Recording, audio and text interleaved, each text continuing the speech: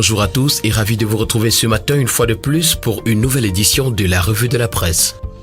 Le quotidien Mutation par lequel nous commençons ce matin a choisi de brandir en grain de une ce matin une carte du Cameroun tout en noir. Le journal titre par ailleurs « Électricité, vivre avec le noir ». Au-delà de Yaoundé et Douala, comment les populations de Bertoua Bafoussam et Bolova-Kribi vivent-elles le calvaire des coupures d'énergie électrique? La réponse ce matin est à retrouver aux pages 4, 5 et 6 du quotidien Mutation. L'hebdomadaire La Terre Promise pour sa part a choisi de poser ce matin en grain de une interrogation. La Sonatrel est-elle à la hauteur? Malgré les importantes ressources dont elle dispose, la société que dirige Victor Mbeminyarga peine à remplir ses missions. Ainsi que le prouvent les incidents enregistrés ces derniers temps, le réseau de transport demeure le goulot d'étranglement du secteur de l'électricité au Cameroun. Le quotidien Econews, qui s'y intéresse également ce matin, parle de millions de pertes sous les étincelles d'Eneo.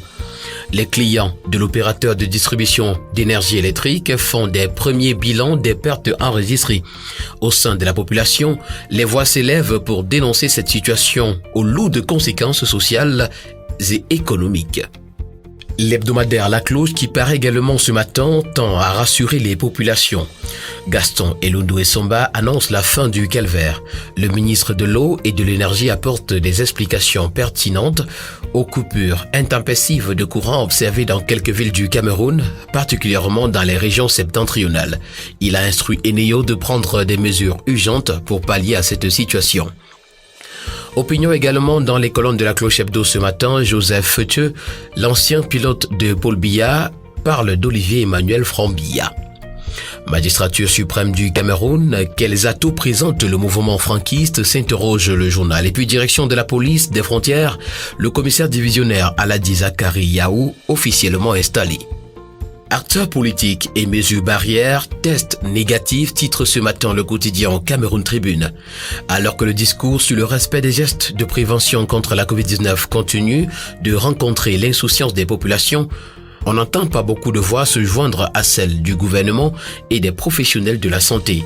Particulièrement timide, l'implication des partis politiques étonne, au moment où tous les leaders d'opinion sont sollicités pour susciter un changement de comportement au sein de la population. Le focus de Cameroun Tribune à ce sujet ce matin est à retrouver des pages 6 à 8. Le quotidien L'économie pour sa part parle d'infrastructures, éducation, santé, sécurité, etc. Les fruits de la coopération Cameroun-Chine 50 ans après. Le point sur les relations diplomatiques entre les deux pays a été fait le 26 mars 2021 à Yaoundé. Compétition également, aucun Camerounais parmi les finalistes du prix Orange du livre 2021. CEMAC, le Consumaf agrée un point fonds commun de placement. Le quotidien Vert Émergence nous informe ce matin au sujet de la Covid-19 que des questions taraudent les esprits autour du vaccin. Les chiffres des personnes infectées évoluent selon le gouvernement. Le débat enfle et l'enquête proposée par la rédaction du quotidien Émergence nous est proposée ce matin à la page 5 du journal. Le quotidien de Feu Pius Ndiaye, le messager, parle ce matin de dialogue inclusif. Le cri de cœur des femmes, titre le journal. C'est l'essentiel du message de Marie-Louise Eteki Otabela, écrivaine engagée qui estime que la gente féminine camerounaise peut sortir le pays du chaos. Détention du colonel Mboutou ce matin à pied de une, quel message pour l'armée et l'opinion, s'interroge ce matin le messager. Expert des questions de défense, Dr Simon Misoke interroge le rôle de la justice, incline au jeu de l'ancienne puissance. Ouf, enfin, le gouvernement est prêt, titre ce matin le quotidien Réalité Plus. Selon le commentaire que nous fait le quotidien ce matin, effectif maintenu, départ de quelques anciens, départ des paresseux, maintien des grands notables, changement de portefeuille pour certains, entrée des nouveaux noms, Paul Biya a pensé à certaines localités qu'on pensait oublier. Très attendu, la lecture des décrets, le casting a pris beaucoup de temps. Tous les départements du Cameroun sont passés sur la table du président de la République. ENAM également à son autre une ce matin, administrateurs et magistrats à l'école de la gouvernance et de la lutte contre le terrorisme. Simplification et dématérialisation des procédures administratives pour le journal Le Quotidien, le Sud-Ouest parfaitement connecté. En haut de une ce matin, événement de Dabanga dans la région de l'extrême nord et rumeurs sur les prétendues exactions des forces de défense du Cameroun. Les éclairages du MINDEF sont à retrouver ce matin dans les colonnes de Le Quotidien. Ils sont contenus dans 2 communiqués signés du chef de la division de la communication du ministère de la Défense, le capitaine de vaisseau Cyril Sèche Atonfa-Guémo, en date du 29 mars 2021. L'hebdomadaire Newstar qui paraît également ce matin choisit de parler de Nicolas Zombame, le nouveau directeur régional de la Sûreté nationale pour le Sud, comme l'homme qu'il faut à la position qu'il faut. Le Zénith s'intéresse ce matin au détournement des fonds publics au ministère de la Santé publique. Au cœur de la galaxie mafieuse de Manaouda Malachi, titre ce matin le journal. Alors que le mystère plane toujours sur la question efficiente des fonds alloués à la lutte contre la Covid-19, le ministre de la Santé publique, dont on dit qu'il aurait intégré récemment et contre toute attente le cercle très fermé des milliardaires camerounais, aurait cette fois-ci jeté son dévolu sur le budget de son département ministériel. Entre collusion, népotisme et tribalisme, Manaouda Malachi aurait constitue un véritable task force autour de lui dans le but de mettre à mal les caisses de l'État. Yaoundé Simalène également en petite une du journal Le Zénith.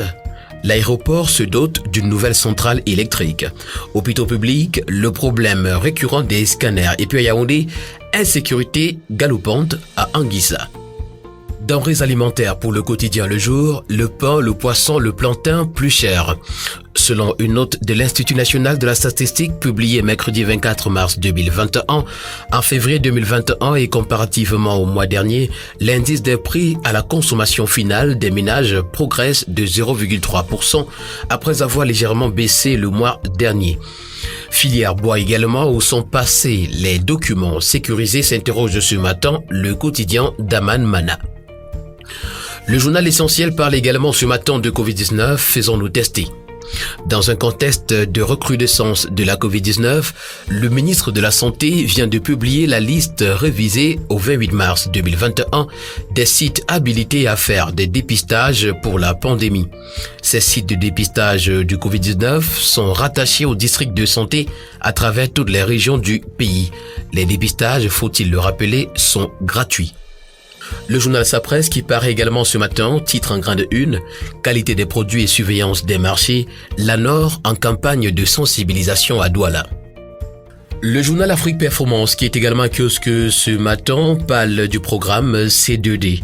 1000 milliards investis en 8 ans, nous fait savoir donc le journal ce matin. Journée CEMAC également, la préservation de l'intégration face aux défis sécuritaires et sanitaires est à retrouver ce matin, notamment en page 4 de Afrique Performance, qui parle aussi du ministère des Finances, la réforme des finances publiques. Et pour terminer ce matin, prenons la lettre de la bourse qui parle de la CEMAC. Marché des titres publics, 10 ans après, titre le journal. Mesdames et messieurs, c'est tout pour ce matin en ce qui concerne la revue de la presse. Rendez-vous demain pour une nouvelle sortie. N'hésitons pas à nous offrir au prix de 400 francs également notre journal pour ainsi participer significativement à la vie de la presse au Cameroun. Merci et agréable journée à tous.